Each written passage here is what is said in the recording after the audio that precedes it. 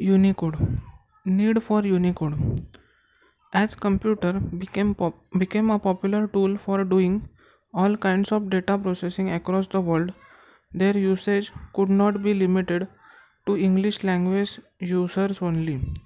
Hence, people started developing computer systems that could allow interaction and processing of data in local languages of users, which are Hindi, Japanese, Chinese, Korean, etc.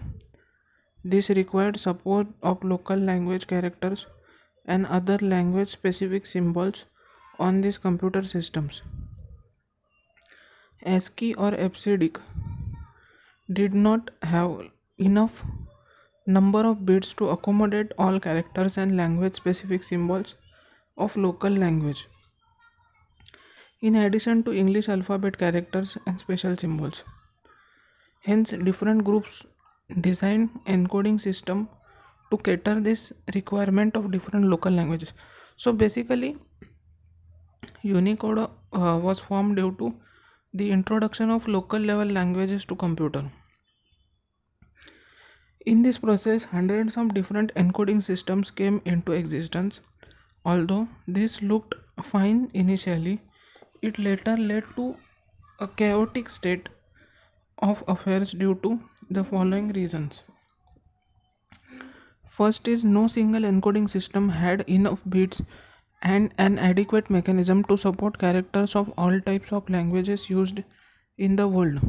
Hence, supporting of characters from multiple languages on a single computer system become a tedious job since it is required supporting of multiple encoding form systems on a computer. Second is different encoding systems developed independently formed of each other obviously conflict with one another. That is, two encoding systems often used the same code for two different characters or use different codes for the same character. As a result, it became difficult to exchange text files internationally. The Unicode standard was designed to overcome these problems. It is a universal character encoding standard used for representation of text for computer processing. So Unicode is a standard which is used for representation of used for representation for computer processing.